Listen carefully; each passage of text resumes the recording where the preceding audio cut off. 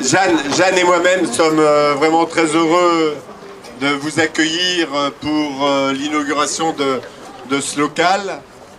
Et donc je laisserai la parole à Jeanne assez rapidement pour la reprendre après, vous dire tout le plaisir que nous avons de vous trouver si nombreux ce soir pour donc cette inauguration. Ce local, ici, rue Jossom-Latour, c'est un local gagnant. Et on avait plusieurs choix, donc, mais on a retenu ce local parce que on avait l'habitude de faire quelques campagnes. Et comme on dit, jamais 203, c'est pourquoi nous l'avons choisi. Alors, je voudrais remercier bien sûr tous les élus qui sont ici présents. Il y a bon nombre d'excusés parce qu'il y a des conseils communautaires, il y a des conseils municipaux, il y a des réunions. Mais qu'importe, vous êtes nombreux ce soir et pour nous c'est un encouragement, pas le premier, mais un encouragement vraiment très, très fort. Je voudrais vous saluer parce que je suis à vous regarder. Je sais que vous êtes bien sûr dans cette volonté de faire réussir la France, bien que tous ceux qui sont rassemblés ce soir n'aient pas forcément la même orientation que nous avons eue, nous, pendant cette campagne électorale. Et donc, je veux les remercier. Je veux les remercier. Ça s'inscrit dans cette démarche qui, aujourd'hui, est mise en œuvre par le président de la République Emmanuel Macron, à travers la présentation de son Premier ministre et de ce premier Conseil des ministres de ce matin, la volonté de rassembler. Et cette volonté de rassemblement, eh bien, vous l'exprimez dans votre diversité, diversité politique, diversité culturelle, et c'est pour nous l'élément essentiel.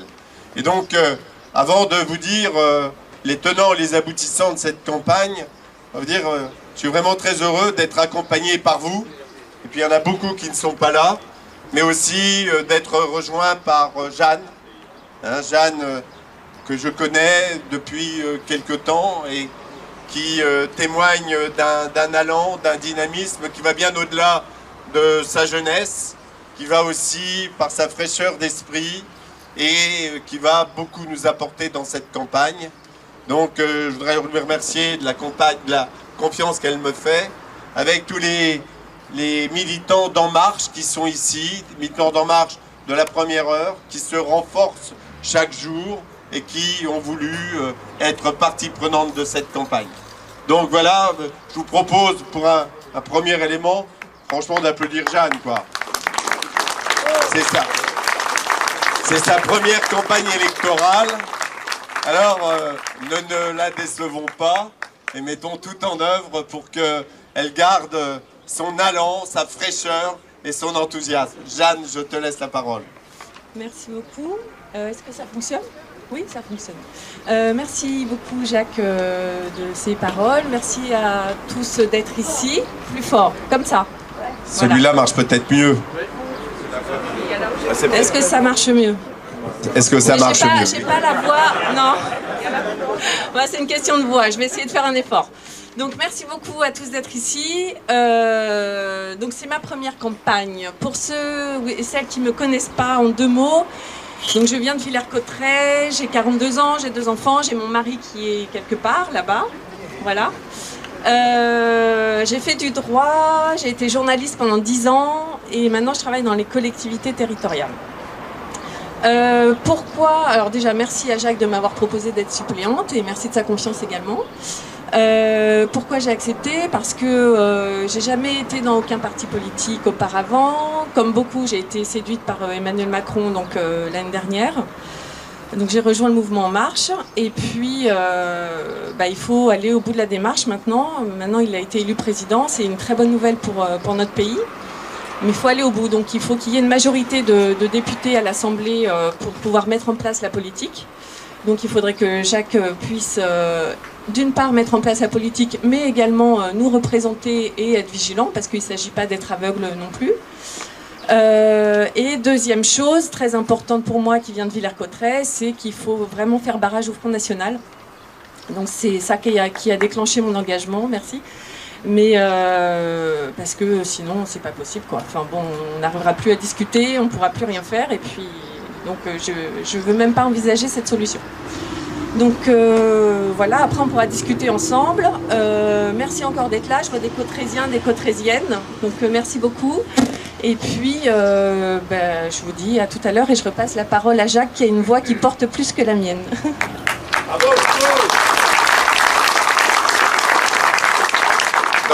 Dans l'espoir que dans 3 semaines, ce ne soit pas ma voix qui porte, mais les vôtres.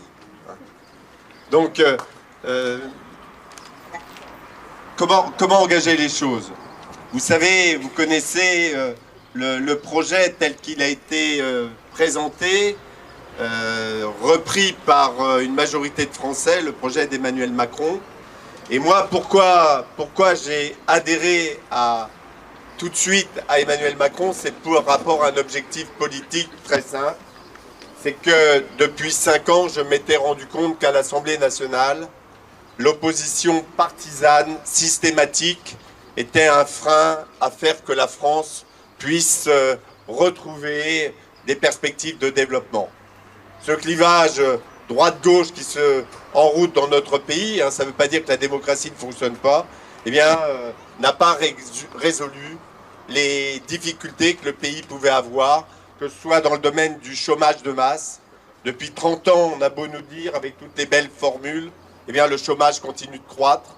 Et puis, depuis 30 ans, toujours avec des belles formules, on ne cesse de nous dire que le pouvoir d'achat est en progrès. Et on sait bien que ce n'est pas le cas, que compte tenu des petites retraites, des petites pensions, c'est toujours aussi difficile de vivre dans notre pays pour ces personnes-là, et que la pauvreté continue de croître également, et que notre ruralité est également en difficulté, comme chacun a pu le voir, parce qu'on n'a pas pris compte de cet enjeu, on a délaissé la ruralité, et donc de ce point de vue-là, et je pourrais y ajouter l'agriculture. On disait il y a 5 ans, quand il y a eu le renouvellement, les fermetures de fermes, les difficultés des agriculteurs, et on fait le bilan. Donc je pense qu'une des conditions, une des pierres angulaires nécessaires pour pouvoir redresser le pays, c'est déjà rénover la vie politique. Et c'est le premier chantier qui est en train de réussir Emmanuel Macron. Parce que les habitudes, depuis 30 ans, ne sont pas suivies, et on voit tout ce cela entraîne d'un point de vue des positions, des postures, des partis politiques. Je n'ai jamais dit que les partis politiques n'étaient pas utiles. Ils sont un des fondements de la démocratie, mais que pour autant, il faut que les partis politiques s'engagent dans cette mutation, comme l'a été pour le reste de la société. Et c'est le premier élément que j'ai tout de suite mis en avant, cette volonté de rénovation, de rassemblement. La France est faible quand elle est désunie, et nous serons beaucoup plus forts quand nous serons rassemblés, à l'instar de ce qui se fait depuis de nombreuses années dans d'autres pays européens ou même ailleurs. Donc ça, c'est la première condition. Donc après, bien évidemment, cette volonté de travailler ensemble s'accompagne d'un véritable projet qu'il a présenté, que ce soit par rapport au soutien aux entreprises pour faire reculer le chômage, à travers comment dirais-je, sa réflexion, c'est libérer, mais pas libéraliser. C'est pas le libéralisme à tout crin. C'est libérer les énergies à travers de la simplification pour favoriser que les entreprises puissent mieux répondre aux problématiques dans lesquelles elles sont confrontées par rapport au carnet de commandes, etc., etc. Avoir un plan massif pour soutenir la réindustrialisation du pays qui a été laissé à l'abandon pendant de nombreuses années. Parce que c'est en recréant de l'activité qu'on retrouvera de la croissance pour permettre de remplir les caisses de l'État qui sont aujourd'hui complètement à sec. Donc cette volonté économique, c'est un enjeu très fort qui est présenté par Emmanuel Macron. Mais quand on dit libérer, il y a tout de suite aussi la volonté de protéger les salariés, de protéger les employés, pour que ceux-ci puissent avoir des perspectives d'augmentation de leur pouvoir d'achat, ainsi que pour les pensions. Donc c'est cette volonté très forte qui fait qu'aujourd'hui, nous sommes aux côtés d'Emmanuel Macron. Il y a bien d'autres arguments, qui peuvent être mis en cause et repris, et nous le développerons. Ce qui a été dit par Jeanne également, c'est cette nécessité. Tout le monde dit oui, c'est extraordinaire ce gouvernement, Mais bon, bien évidemment, ce n'est pas seulement un casting, c'est un gouvernement qui sera au pied du mur pour redresser la France. Oui, il faut rénover le pays, oui, il faut réussir. Et pour réussir, eh bien, il faut une majorité présidentielle, il faut une majorité pour la France. Et faisons attention, hein, quand on voit ce qui s'est passé à la fin du deuxième tour, ces déclarations de guerre civile, cet appel à une autre majorité pour freiner le pays. Donc là, nous sommes bien partis, mais il reste la deuxième partie qui est de donner une majorité, et surtout dans l'Aisne, où vous connaissez les résultats. Hein, Jeanne les a brossés. L'Aisne, le premier département de France, a voté Front National. Ce n'est pas possible. Il n'est pas possible que les députés de ce parti puissent provenir de l'Aisne. Donc il faudra se mobiliser, et c'est le premier enjeu. Le deuxième enjeu, c'est que nous ne sommes pas candidats, nous n'avons qu'un seul adversaire, bien évidemment, c'est le Front National. Mais après, nous ne critiquerons pas, comme l'a fait Emmanuel Macron dans sa campagne, nous ne critiquerons pas nos concurrents. Ils peuvent s'exprimer, ils ont le droit, c'est la démocratie. Par contre, nous ne sommes pas candidats pour éliminer, hein, nous sommes candidats pour faire gagner ce territoire. Il y en a certains il y a des candidatures de témoignage, il y a des candidatures de revanche, il y a des candidatures de parachutés qui viennent se servir notre territoire comme un marchepied. Et il y en a un grand nombre de candidatures, mais la seule candidature pour faire battre le Front National, c'est la nôtre. Et puis surtout, au-delà de cet aspect qui est important, de faire gagner le territoire, eh bien c'est la nôtre. Pourquoi? Parce que nous avons déjà démontré, à travers le bilan qui est sur le territoire, toutes les actions qui ont été menées. Ce bilan, vous le connaissez, et nous allons le rappeler. Plus de 1000 interventions à l'Assemblée nationale. Souvent on dit, oui, les députés dorment à l'Assemblée nationale. On ne les voit pas. Eh bien, je vous garantis que vous pouvez aller voir sur le site, et puis vous connaissez mon dynamisme là-dessus. Donc, plus de 1000 interventions. Et il va y avoir là, on peut dire, oui, ça c'est le député qui dit ça, le député sortant, mais la réalité est tout autre. Il y a un site indépendant, capital, qui fait un classement des députés à travers leur rayonnement, à travers leur présence, à travers leur engagement, les amendements, etc. Et bien évidemment, je vais vous décevoir, je ne suis pas le premier député, mais je suis 54e sur les 577. Et donc, c'est un premier signe qui montre que vous pouvez compter, vous avez pu compter sur moi, vous pourrez compter sur nous la prochaine fois dans le cadre de ce mandat, que nous saurons, parce que ça a été, et je salue les artisans, les commerçants, les agriculteurs qui sont ici, les citoyens, les ouvriers qui ont su nous interpeller. Et chaque fois qu'on a été interpellé sur le territoire, eh bien on a fait remonter ces questions au niveau de l'Assemblée nationale. Je pourrais citer une multitude d'actions, que ce soit d'un point de vue du financement, parce qu'on dit, le député, qu'est-ce qu'il a fait, hein? Moi, je ne veux pas rentrer dans ces critiques de bas niveau. Hein. Il faut à un moment être positif, porter vers le haut, tout en regardant la réalité en face. Et donc, quand on obtient 50 millions d'euros plutôt que 30 pour mettre en place le développement de la fibre optique sur nos territoires, et que le département de l'Aisne, dans les 3 ans, grâce au concours des collectivités locales, grâce au département et à la région, aura entièrement équipé le sud de l'Aisne en fibre optique. Et il faudrait que ça aille encore plus vite. Et nous accompagnons également tout ce qui touche à la téléphonie mobile. Et puis, nous sommes battus aussi pour obtenir des financements. Il y a des médecins, il y a des infirmières qui sont ici, qui le savent. Pour l'hôpital de Château-Thierry, 2,5 millions d'euros. Pour la piscine de Château-Thierry, en complément, Monsieur le Président, Monsieur le Vice-président, en complément de ce qui a pu être apporté par le département et la région, l'État a été présent à un bon niveau. Je pourrais encore développer ici et là toutes les actions qui ont pu être menées sur ce territoire, que ce soit également bien sûr pour la desserte ferroviaire, pour la route nationale 2, parce que le territoire est très vaste, mais nous avons agi. Pour autant, il reste tant à faire, qu'il faut quelqu'un d'expérience et qui puisse être associé à la jeunesse, au dynamisme pour faire avancer ce territoire, que ce soit dans le domaine de la ruralité, je le disais. La ruralité, c'est tout ce qui touche à la mise en place des maisons pluridisciplinaires de santé, même si on a déjà quelques-unes sur le territoire, nous devons développer, comme la maison des services publics, parce qu'il y a un tel état de sentiment d'abandon, quelquefois, ce n'est même pas du sentiment, c'est une réalité. Mais la première des conditions pour faire reculer le vote extrémiste dans nos communes rurales, c'est bien évidemment faire reculer le chômage, et puis apporter du pouvoir d'achat. Parce que nous avons des gens qui se serrent la ceinture et qui ont des difficultés à joindre les deux bouts. Et donc je pense que c'est à travers ces deux orientations que Emmanuel Macron réussira à faire reculer le Front National. Et puis, ce que je voudrais dire, parce que je l'entends, comment peux-tu être avec un banquier? Bah oui, Emmanuel Macron a travaillé, mais il n'est pas le candidat des riches.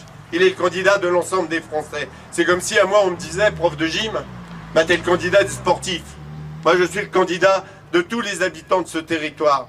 Donc arrêtons les phrases courtes, les raccourcis.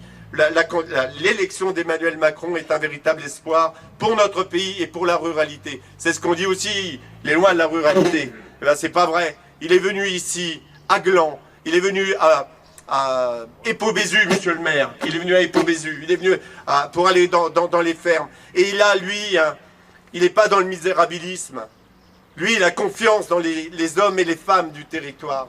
Et il sait que notre ruralité, comme notre agriculture, réussiront à progresser grâce à l'innovation, grâce à des capacités de pouvoir vivre de leur travail.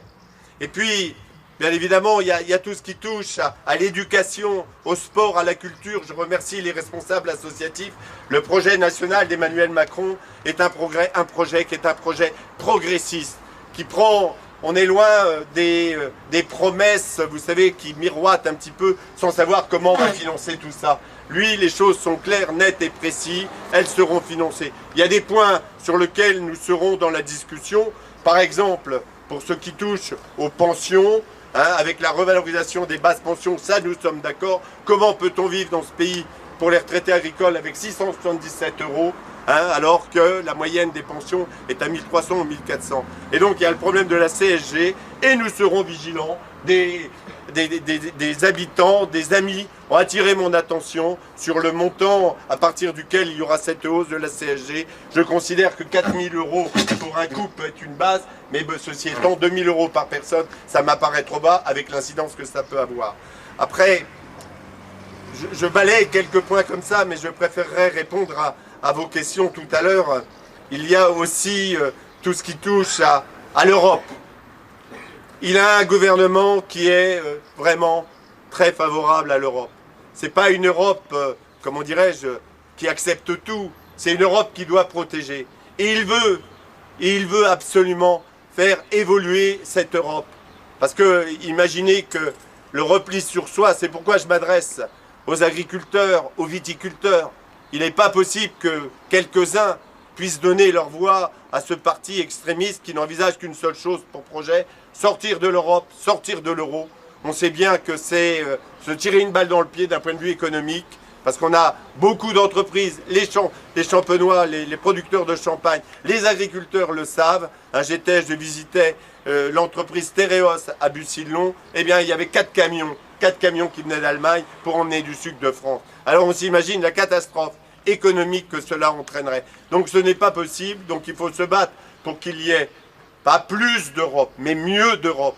Et qu'on puisse prendre en compte les véritables aspects, que ce soit à travers les travailleurs déplacés, qu'on doit vraiment... Il y a eu des efforts qui ont été faits, mais nous devons aller encore beaucoup plus loin. Et puis bien sûr, les problèmes de fond qui ont été laissés de côté pendant 30 ans, parce que par manque de courage politique, c'est tout ce qui touche aux convergences salariales, fiscales, et puis qu'on arrête toujours de se tirer des balles dans le pied, pardonnez-moi d'utiliser cette expression, d'un point de vue de vouloir faire plus que ce qui nous est demandé, d'un point de vue environnemental, et j'espère que le ministre Hulot prendra bien conscience de tout ça. S'il y a nécessité qu'il puisse y avoir des évolutions, elles ne peuvent pas se faire comme ça du jour au lendemain. Il faut, et c'est l'objectif d'Emmanuel Macron, c'est l'objectif de faire les choses dans la discussion, d'amener les gens autour de la table, pour réussir, plutôt que de jeter les gens dans la rue. Et voilà, la France se bloque. Et c'est aussi une des raisons pour lesquelles nous devons tous être mobilisés pour cette élection. Et puis l'éducation, la culture, je l'ai cité tout à l'heure, parce qu'il sait que l'éducation et la culture, c'est ce qui permettra l'émancipation de tous les hommes et toutes les femmes. Et quand on aboutit à un niveau de réflexion de cette éducation, eh bien on prend conscience qu'on n'a pas à avoir peur des autres. Quand on a confiance en soi, quand on est optimiste pour le pays, eh bien on se dit qu'on doit vivre tous ensemble. Donc tous ces points-là sont des éléments vraiment très forts. Et puisque je parle de culture, un autre point, pour pas seulement les Cautraisiens, pour tout le territoire de l'Aisne, mais aussi pour la France. Quand Emmanuel Macron vient à Villers-Cotterêts à notre demande, et qu'il veut visiter le château François Ier, là où ont été rédigées en 1539 les ordonnances de François Ier, qui ont fait du français la langue du pays à la place du latin. Qu'est-ce qu'il dit? Il dit, c'est grâce au français que nous sommes unis. Le français, c'est notre unité, mais c'est aussi notre patriotisme. Et donc, il n'est pas possible d'envisager que le château François Ier, qui porte les premières pierres fondatrices de l'unité du pays, puisse ne pas être le cœur de la culture et de la francophonie. Il s'est engagé publiquement à Reims, c'était lors de son débat, et puis il l'a redit au cours de nombreux discours.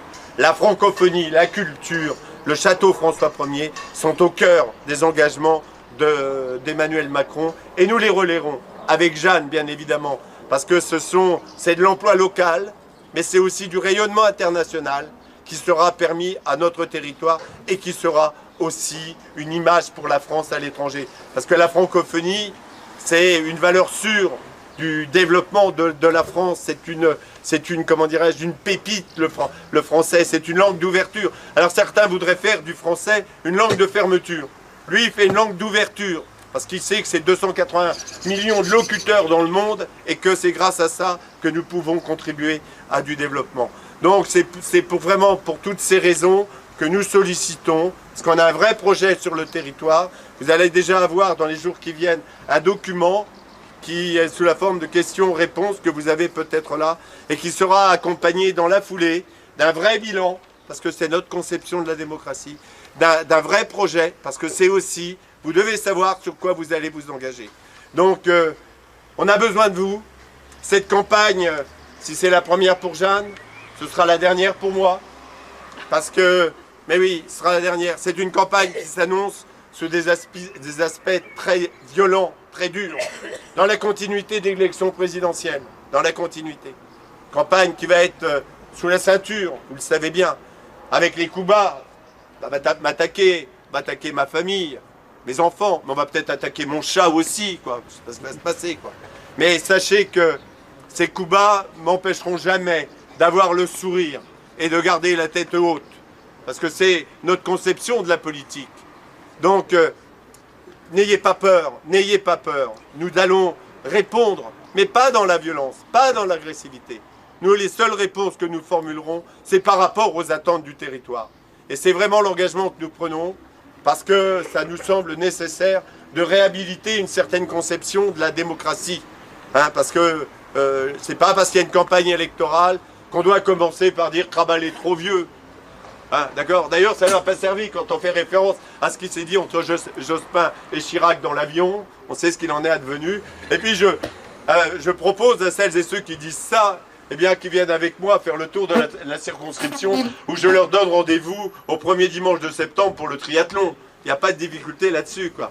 Donc je pense que nous, on va avoir des arguments de fond, parce que notre ruralité est dans la difficulté. Le développement économique est bien engagé. Il faut trouver les ingrédients pour permettre à nos habitants de retrouver cet espoir. Et ce n'est pas ces jeunes loups qui débarquent de la région parisienne, qui ne connaissaient pas le sud de l'Aisne il y a quelques jours. Ils ont pris la carte, ils ont regardé les scores, le nombre de points, et ils se sont dit on va aller ici ou là. Ils vont venir faire un petit tour. Et moi je souhaite qu'avec vous, eh bien, qu'ils puissent repartir le plus vite possible, parce qu'ils ne mettront rien en œuvre pour le territoire. Ce qui compte, c'est leur parti qui est xénophobe, qui est raciste. Et donc, pour ces éléments-là, j'espère que vous serez mobilisés pour que le 18 juin, eh bien, il y ait un tandem progressiste qui soit envoyé à l'Assemblée nationale.